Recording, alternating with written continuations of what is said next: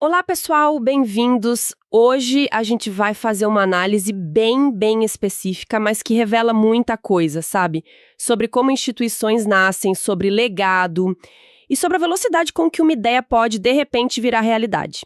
O que temos aqui é um material que é quase uma certidão de nascimento de uma loja maçônica lá no Tocantins.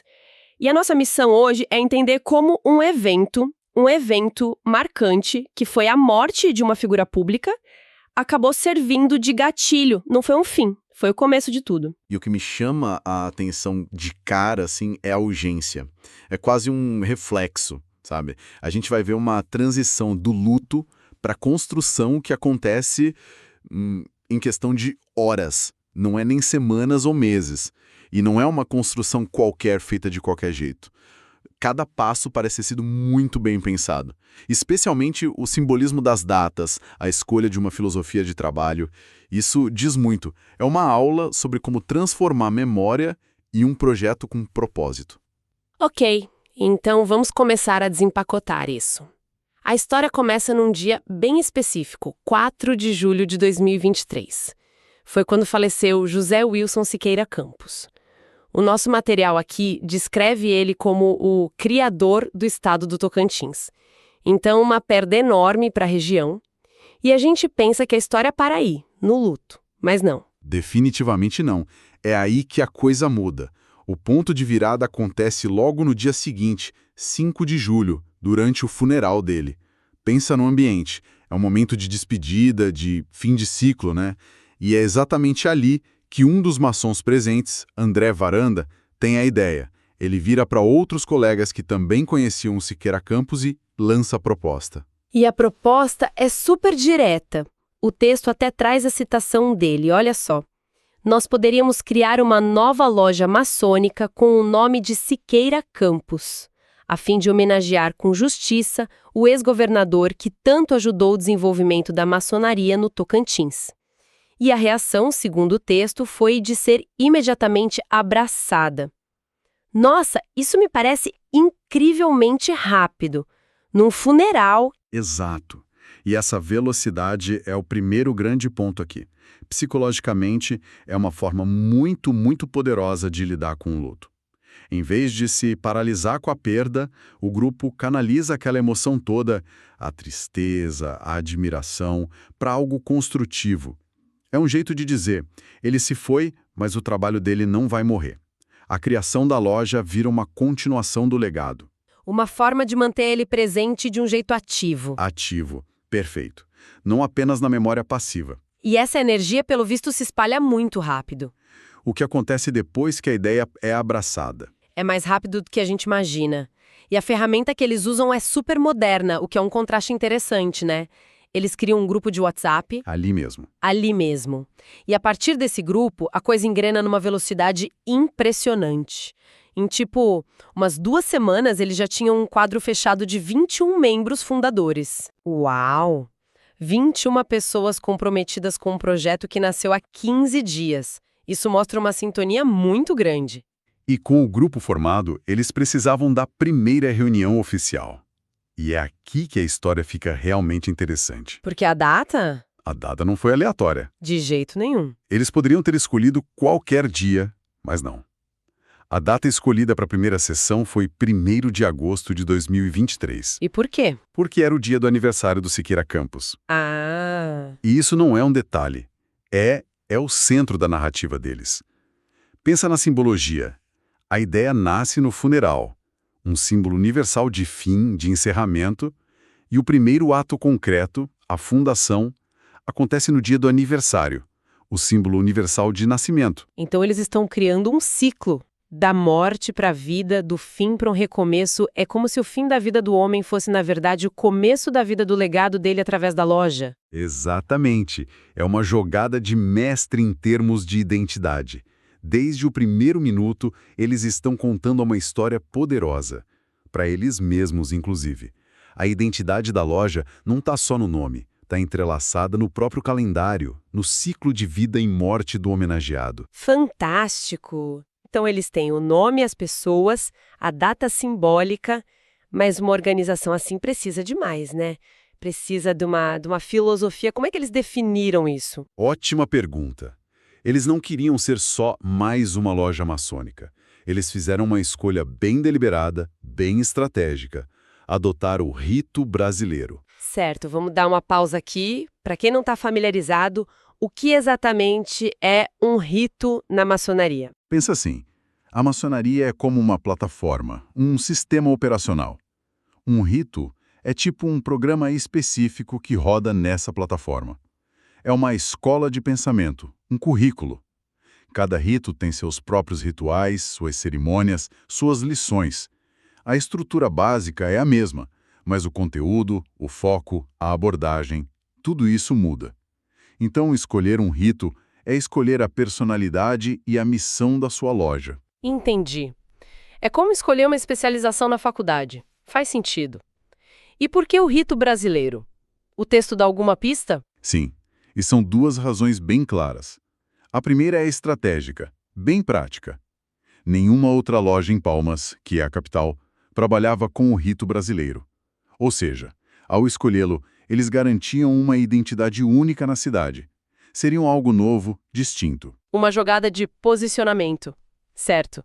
E a segunda razão? A segunda é a mais profunda, a mais reveladora. Está ligada à filosofia do rito. Segundo o material, o rito brasileiro é focado na formação de um caráter nacional, na valorização de sentimentos patrióticos e no desenvolvimento de uma produção cultural autêntica e voltada para a construção de valores cívicos virtuosos. Nossa, isso é bem grandioso. Formação de um caráter nacional. Não é só um conjunto de regras, é uma declaração de missão cívica. Exatamente. Agora conecta isso com a figura que eles estão homenageando, Siqueira Campos, o criador do estado do Tocantins. Ah, claro. A escolha deixa de ser uma coincidência e vira uma homenagem em si. Eles não estão só dando o nome dele à loja. Eles estão adotando uma filosofia de trabalho que, na visão deles, espelha a obra da vida do Siqueira Campos. É como se dissessem, ele construiu um estado. Nossa missão é ajudar a construir o caráter das pessoas que vivem aqui. A identidade fica toda amarrada. O nome, as datas, a filosofia, tudo aponta na mesma direção. E com essa base sólida, eles foram para a parte prática. Como foi essa primeira reunião, em 1º de agosto? Ali eles precisaram criar a estrutura para a loja funcionar. Foi eleita uma diretoria provisória para tocar o barco nos primeiros meses. O texto lista os cargos e é interessante ver a nomenclatura, né? Sim, os nomes são bem específicos. Tem venerável mestre, primeiro vigilante, orador. Para quem está de fora, o que esses cargos significam, basicamente? De forma simples, o venerável mestre, que ficou com André Ramos Varanda, o idealizador, é como o presidente da loja. Ele lidera as reuniões, a administração. O primeiro vigilante e o segundo são como vice-presidentes, que instruem os membros. O orador é tipo um guardião da lei, garante que tudo seja feito corretamente. E o secretário cuida das atas, da comunicação. É uma estrutura bem clássica. Entendido. E com essa diretoria provisória e os 21 fundadores, a loja estava pronta para funcionar. Mas aí vem um desafio enorme que a gente já falou. Eles escolheram um rito que ninguém ali conhecia. Isso parece uma complicação gigantesca. É como, sei lá, decidir abrir um restaurante de alta gastronomia francesa quando ninguém nunca cozinhou um prato francês na vida. É a analogia perfeita. E o texto confirma que foi um obstáculo real. A fonte diz que o rito brasileiro era desconhecido de todos. Isso significou que cada um daqueles 21 membros teve que voltar para a escola, basicamente. Tiveram que estudar novos rituais, aprender novos textos, memorizar novas práticas. Isso mostra um comprometimento absurdo. Teria sido muito mais fácil pegar um modelo que já existia, que todo mundo dominava. Sem dúvida. E essa escolha pelo caminho mais difícil diz muito sobre eles. Mostra que aquela identidade que eles buscaram não era só da boca para fora. Eles estavam dispostos a investir tempo, a investir esforço para construir algo genuíno. E o próprio processo de aprender juntos, isso provavelmente fortaleceu ainda mais o grupo. E além de aprender o rito, eles tinham outras tarefas mais burocráticas, imagino? Com certeza. O outro grande trabalho desse período provisório foi discutir e aprovar o estatuto da loja. E essa é a parte menos glamurosa, mas absolutamente essencial. O estatuto é o esqueleto legal da coisa toda. define regras, direitos, deveres.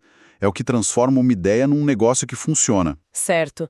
Então tivemos essa fase de aprendizado e construção burocrática. Quanto tempo isso durou? Esse período de administração provisória foi de agosto de 2023 até novembro de 2024. Pouco mais de um ano. Tempo para todo mundo se sentir seguro com o novo rito e com a estrutura administrativa. Em novembro de 2024, eles finalmente realizaram a eleição da diretoria definitiva e a sessão de instalação. Ali marcou o fim do período de fundação e o início da vida normal da loja. Então, para a gente resumir essa jornada, o que a gente viu aqui foi a anatomia da criação de uma instituição. Começou com um evento súbito, o luto. Esse luto foi imediatamente convertido em ação, numa ideia que surgiu num funeral. Em 2 semanas, um grupo estava formado. Em menos de um mês, a primeira reunião aconteceu, numa data cheia de simbolismo. E, o mais importante, eles deram a esse grupo uma missão, uma filosofia que se conectava diretamente ao homenageado. Exato. Essa história é um microcosmo de como legados são construídos de forma intencional. A gente pensa em legado como algo passivo, né? Um nome numa rua, uma estátua. O que vemos aqui é a criação de um legado ativo, uma instituição viva, com pessoas, com reuniões, com propósito. É a transição da memória de uma pessoa para a missão de um grupo. É quase como tentar institucionalizar uma personalidade, transformar as qualidades que eles admiravam em um homem em uma cultura reproduzível para uma organização. Essa é uma ótima forma de colocar, e é um desafio gigantesco. O que nos leva a uma reflexão final, eu acho. O texto que a gente analisou detalha muito bem a criação da loja para honrar um legado, mas isso levanta uma questão que vai além da fundação. E qual seria? Uma vez que a estrutura está montada, que a rotina se estabelece, como essa organização garante que vai continuar incorporando os valores da sua inspiração, e não só carregar o nome como rótulo vazio? Conforme o tempo passa e novas gerações chegam, pessoas que nunca conheceram a figura homenageada, como a memória dessa pessoa se mantém viva, relevante e principalmente atuante nas decisões do dia a dia? Como se evita que o nome na porta vire só um fato histórico, em vez de uma inspiração contínua?